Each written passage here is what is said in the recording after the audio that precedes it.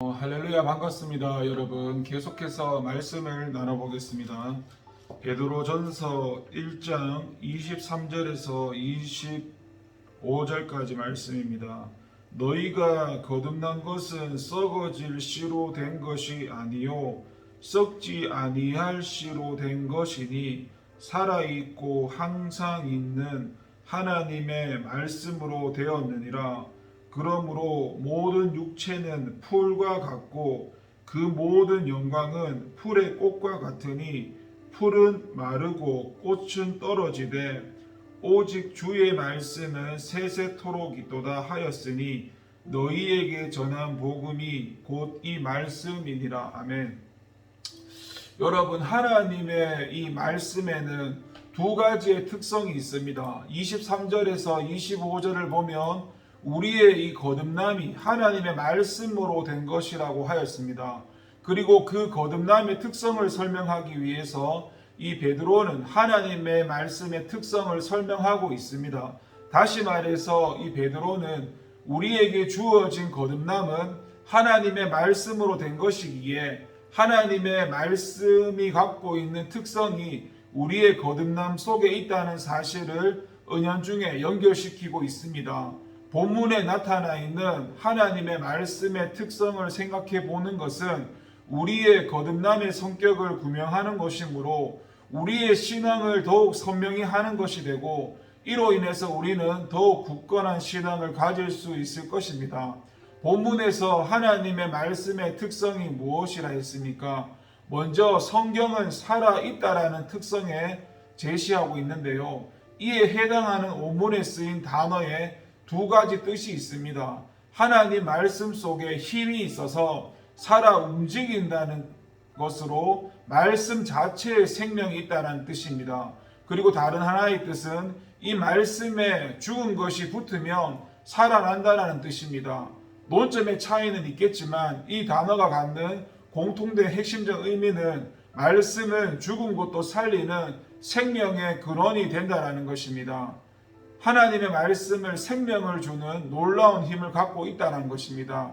에스겔이 마른 뼈들을 향해서 주님의 명령을 따라서 외치자 그 뼈들이 살아났던 것처럼 하나님 말씀에는 죽은 자를 살리는 힘이 있는 것입니다. 그리고 본문에서 강조하는 이 하나님의 말씀의 두 번째 특성은 항상 있다라는 것입니다. 영원히 불변하다라는 것입니다. 이것은 하나님의 말씀이 다른 말들과 구별되는 가장 큰 특징이라 할 수 있습니다. 한번 생각해 보십시오. 우리가 늘 듣고 읽는 말 중에서 그 의미가 사라지는 것이 얼마나 많습니까? 한때에 이 베스트셀러로 한국의 젊은이들한테 큰 도전을 주었던 이 대기업 회장의 책이 출간된 지가 20년도 안 되어 가지고 어떻게 되었습니까?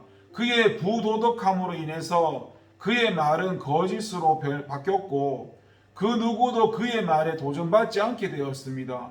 여러분, 이것이 세상의 말입니다. 하지만 항상 있는 하나님의 말씀은 변하지가 않습니다. 또 세상이 그것을 억압해도 역사의 흐름 속에서 항상 있어 왔으며 항상 있을 것입니다. 아무리 하나님의 말씀을 비방하고 거짓이라고 말하고 심지어 불에 태운다 하더라도 그 말씀은 영원히 지속되는 것입니다. 오히려 그 말씀이 주는 생명으로 인해서 세상이 말씀을 조금씩 받아들이는 것을 보면서 우리는 하나님의 말씀이 더욱 강하게 지속되고 있다는 사실을 알 수 있습니다. 하나님의 말씀은 새 생명을 주는 영원한 말씀입니다. 우리는 영원한 하나님의 말씀으로 구원을 받았으며 그러한 이유로 그 구원 역시 영원합니다.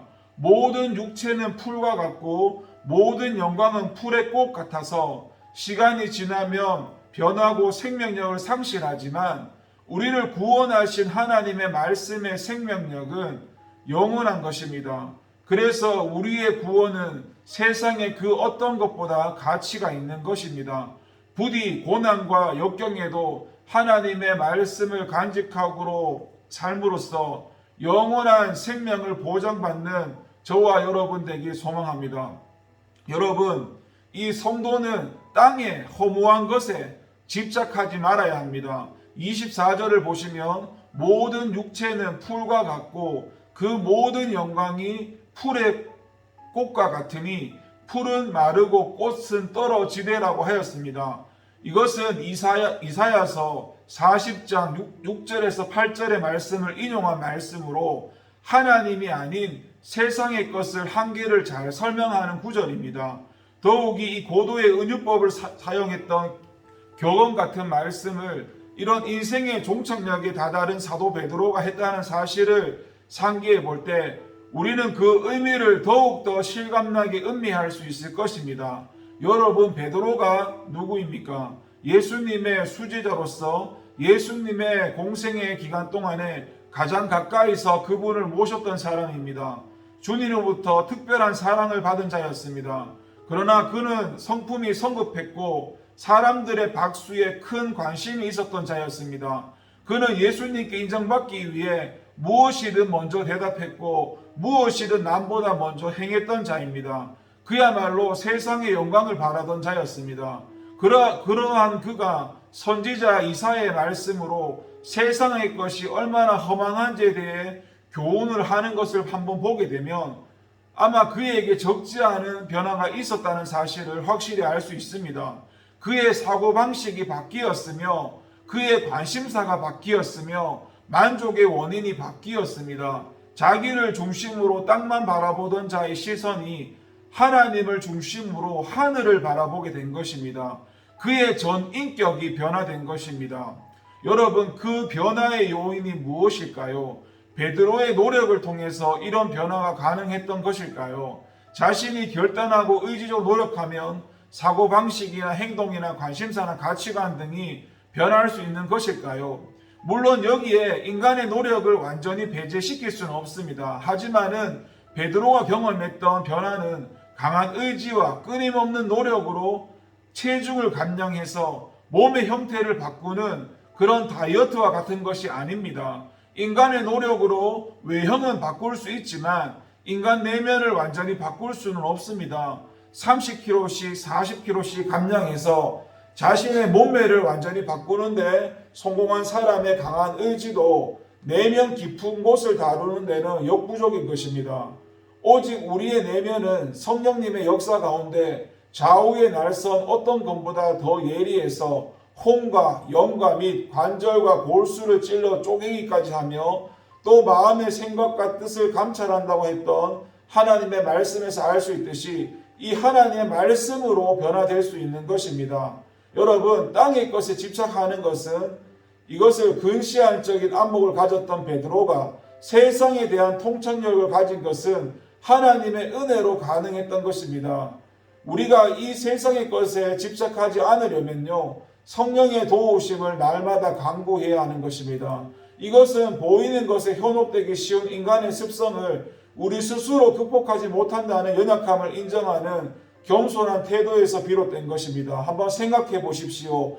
위의 것을 찾으라는 권면의 말씀을 알면서도 우리가 얼마나 땅의 것에 집착하고 그걸 좋아하고 살아갑니까?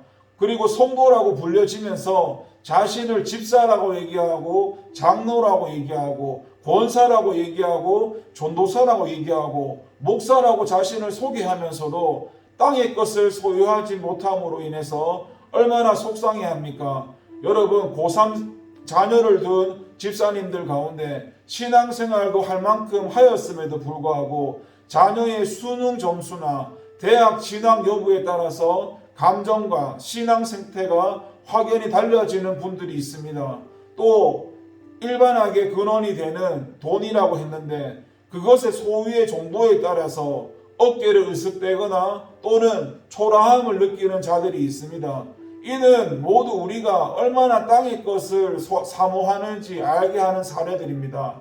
여러분, 강한 확신을 가지십시오. 우리는 이 땅에 살지만은 하늘에 시민권이 있는 사람들입니다. 발은 땅에 있지만 우리의 머리는 하늘에 있는 것입니다. 초점이 땅에 있는 것이 아니라 하늘에 있습니다. 따라서 땅에 있는 것에 연연해하지 말아야 합니다. 순서가 뒤바뀌면 안 됩니다. 머리는 하늘에 있지만 발은 땅에 있다면 그것은 곧 초점과 강조점이 바뀐 것입니다. 하늘의 시민이지만 아직 땅에 발을 딛고 있다. 때문에 땅의 것을 소유하고 그것에 집착하는 것은 당연하다는 논리로 성경의 의도와 정반대의 삶을 살아서는 안 된다는 것입니다. 그래서 우리는 이 순서를 지키기 위해서 이 세상을 사는 동안 인간적인 연약함을 능히 도우시는 성령님께 날마다 도움을 청하는 겸손한 태도가 필요한 것입니다. 잠깐 기도하겠습니다. 하나님 아버지 감사합니다. 말씀대로 살게 해주세요. 예수님의 이름으로 기도합니다. 아멘.